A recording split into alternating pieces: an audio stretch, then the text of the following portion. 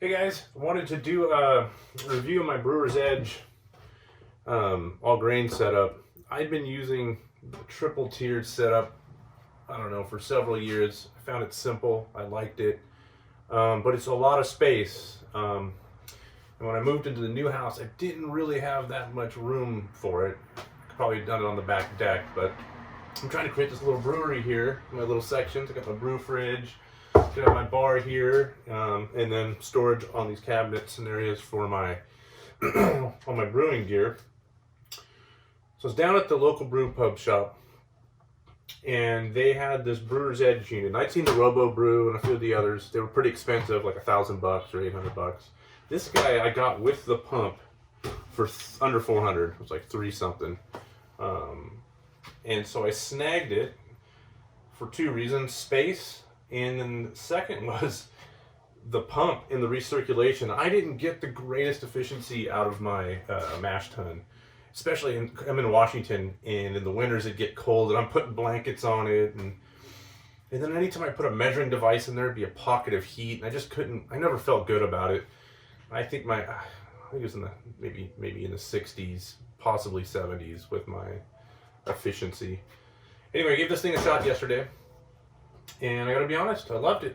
It's freaking cool. It was simple. You can technically brew in the house. You know, it's electric, so why not? I did it on the back porch because I'd never brewed with it before, and I didn't know if it was gonna get water everywhere, beer everywhere, sloppy. So the device powers on with the on switch. You've got two different heating elements, a 1600 watt or 1000 watt. The 1600 watts, which you use to really when you want to kick up the temp for any of the strike, the mash, the boil. But once you start recirculating, right, you just throw it down to 1000 and it does fine. Something to note: it's got about a 6 degree or 5 degree set point. So when you've got your mash sitting in here, you'll watch the temperature drop down about 5 degrees, and you start to get concerned, or I did, that the heater wasn't going to kick on. But that was the mark. I think it was 5 or 6.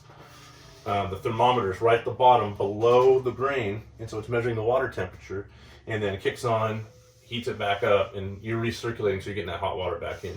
Now the temperature of the grain doesn't drop because it's still staying high and about wherever I set mine to 154. The grain stayed at 154. The water started to drop and heated it back up, and while I'm recirculating, it just kept the grain right in there. So mash for an hour. Temperature was consistent, and when I was done, I hit my target gravity. So the best efficiency I've gotten versus my old mash tun. So that was really neat. Didn't have any issues with anything getting stuck, since the drain spout's underneath here to the pump. Let's see. One thing I would say is when I got down to the boil, so I can show you this. Inside here, right there, is the drain spout. Well, there's no filter on it, right? And so all the hops that through, I used whole hops. The first hop went right into that sucker and plugged it. So I kind of messed around with it. At the end of the day, I ended up pouring into a funnel. I just picked it up. It's not that heavy. Just picked it up and poured into a funnel and had my wife hold the strainer. But I had this on my old brew kettle, and so I don't know why I didn't think about this before, but I'll be attaching, everybody's brewed has had this issue, so I'll be attaching, I don't know if you can see it, this guy right in there, like that, and that should erase that problem, or at least minimize it.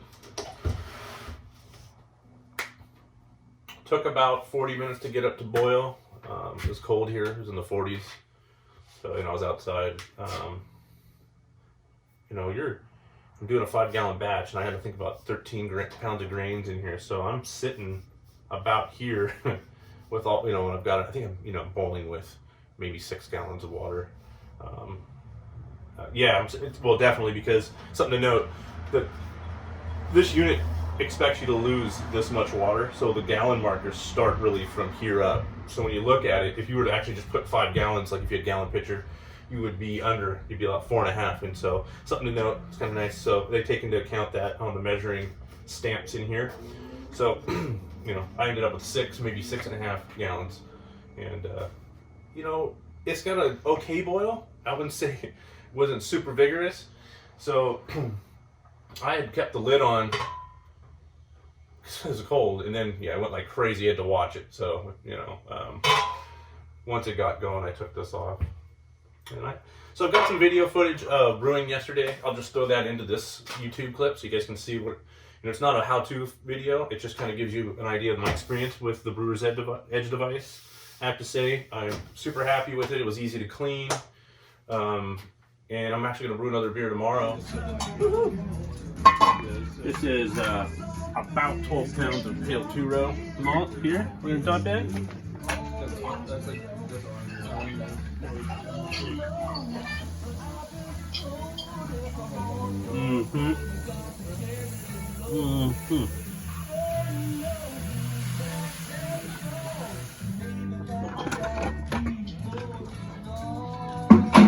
Alright, I'm gonna grab a spoon and I'll be right back.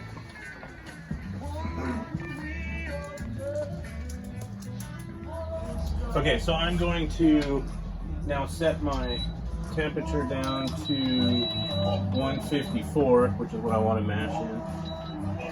Oops, good. Yeah, set. Cool. So now we're going to drop to 154. I'm going to mix the grain in so it gets evenly distributed. So just rose up my container. Here's my strainer. It's kind of like brewing a bag. All my grains are up and they're draining in. While that's happening, I am heating up some strike water to 168 degrees to rinse the grains in. And on the bottom here, I've started the burner, and that's going up to boiling. Okay, I did just pull out a reading, a pre-boil gravity. It's sitting right here. It's still hot, so I gotta go find the calculations to find out what the reading is gonna be in that hot temp of water. And if you look over here, that's my bro on Discord brewing today too. What's up, dog? Say hi, Tom, Uncle Tom. What's up? What are you brewing? For me? Yeah, what you brewing?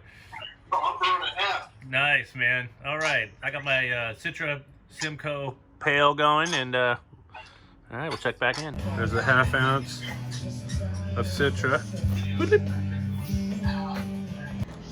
We're ending our boil here. I've got last 10 minutes. I'm gonna throw in ½ ounce of Citra. Oh my God, that smells delicious. And then the last whirlpool, I'm just right before the whirlpool, right at the end, I'm gonna throw in the Simcoe, just for the floral smell. Yeah, ready? Dude, smell that. Dude, look at my glasses. It's fogged up. So, all right, peas. Smell that. What do you think? That's what it is. All right, so I just kind of lifted it off the table there, stuck it on the ground, and I've got my hose hooked up to the chiller. So cold water's running in through here, copper all the way down, hot water coming out. And then because I unplugged it, I didn't want to leave it over there. You could just use the gauge on the unit and it'll tell you the temperature, but I just had star sand this ready and kind of let it go till that hits 70. And once it hits 70, then we'll transfer it to the carboy, pitch the yeast. All right, man, I just pitched my yeast and got the about 70 degrees. We wanted to hit 68 and then ramp it to 70, but I don't know how reliable this little outside sticker is. Okay, just cleaning up after the brew. Love it. I basically just threw in a bunch of Brewer's Wash. I should say, actually, I used TSP. So much cheaper. Just hit it up at on Amazon, or I guess when the COVID's over, you can go to Home Depot. But yeah, I've just been running it through with the pump, and let it run for like, I don't know, 15 minutes. And then I'll rinse it with hot water, and we should be good. I should also say I scrubbed the whole thing with a sponge, scour pad. Probably the easiest cleanup job I've ever had brewing.